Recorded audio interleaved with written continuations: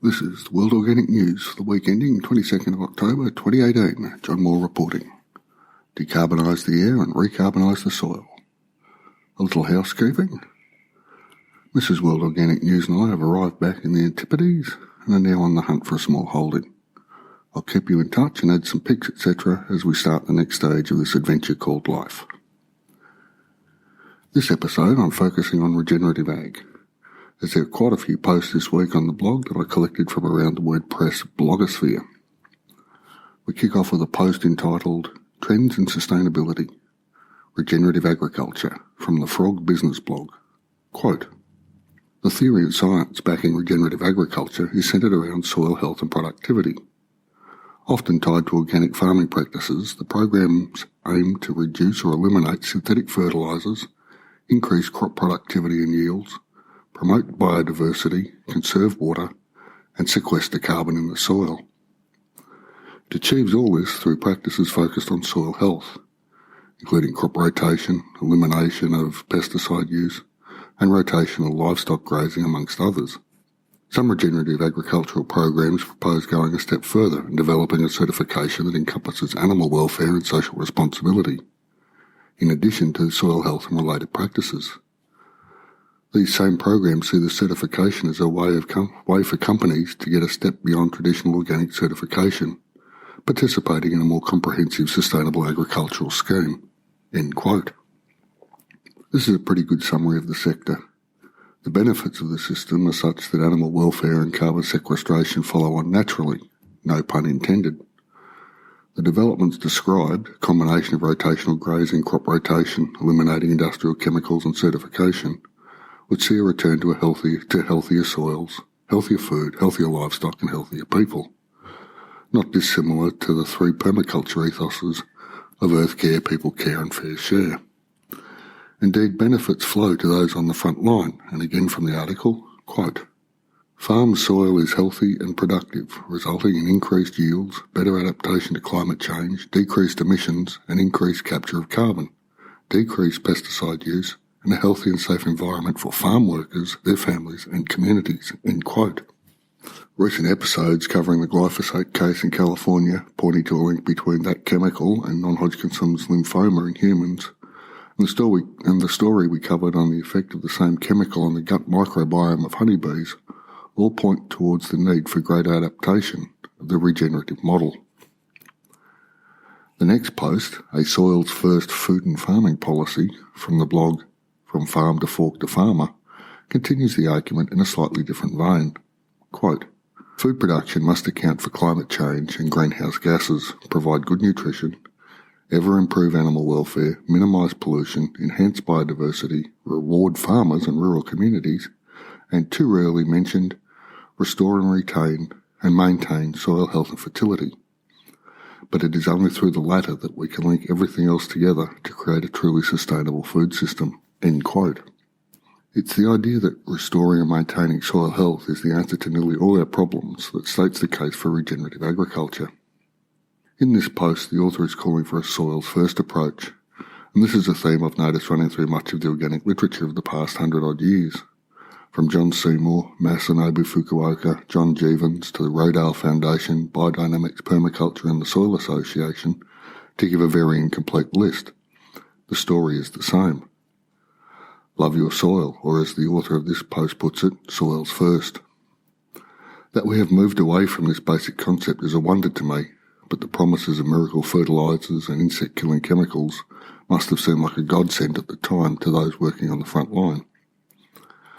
I think we have been through enough iterations of the game-changing new wonder spray to see them for what they are, a way for the developers to make a quid in the short term, or in the case of glyphosate, a cash cow of almost never-ending fertility.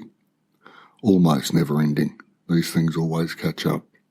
We have enough evidence, and more coming, that biomimicry provides a better, healthier and more sustainable way to produce food than the fossil fuel-powered industrial model. Our next post from Why Indian Agriculture Now Needs to Focus on Sustainability Rather than Productivity is from RePower. This is an Indian-focused post and interesting just for that, for the insights it brings, but there's so much more. Quote, let's not beat around the bush. The Green Revolution saved India. We needed more food than we had, and we had to grow it ourselves. Without MS Swaminathan's genius, we'd have been, well, toast, assuming wheat was available. In the 1960s, we had to focus on productivity to feed an ever-growing population that was on the brink of famine not 20 years after independence. In 2018, though, we need to focus on something else. Population has grown, certainly. We have even more mouths to feed. But everything else has fallen. Most of all, environmental quality, end quote. This quote basically sums up the dilemma. The cost of industrial agriculture is environmental. The ideas, developments and productive improvements clearly available in organic methods today were not fully developed in the 1960s when populations exploded in some parts of the world. In the 50 years since then, small but cumulative effects on the environment, year in and year out, have reached a point where they're both obvious and having substantial negative effects.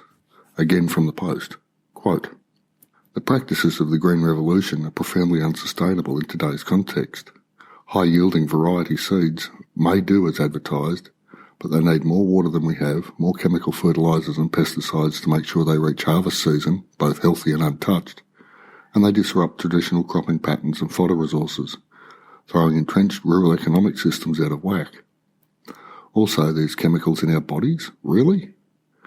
Thankfully, there is an answer. In 3 words, sustainable farming practices." End quote. The author then goes on to discuss these practices, which we've covered in other episodes. The point they make, though, is that changing food systems is insufficient. A whole of society change is needed and can be driven through the adoption and promotion of sustainable farming practices. A land care model is the ethical basis for a society. Just imagine that. Now to the almost self-explanatory post from the blog Land Research, Reversing Global Warming.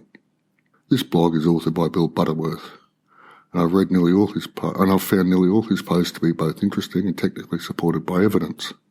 In this piece, he realistically looks at urban waste as a resource rather than as a waste, in air quotes. He suggests maybe 25% of it could be composted down for agricultural purposes.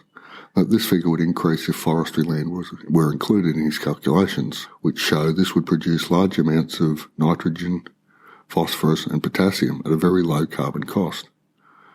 Apparently in the US, industrial production of nitrogen uses 21,000 kilowatts of electricity per tonne produced. When extrapolated out to the globe, this translates into very conservative terms of 350 million tonnes of CO2 not added to the atmosphere each year if we were to compost urban waste. And that's a good start.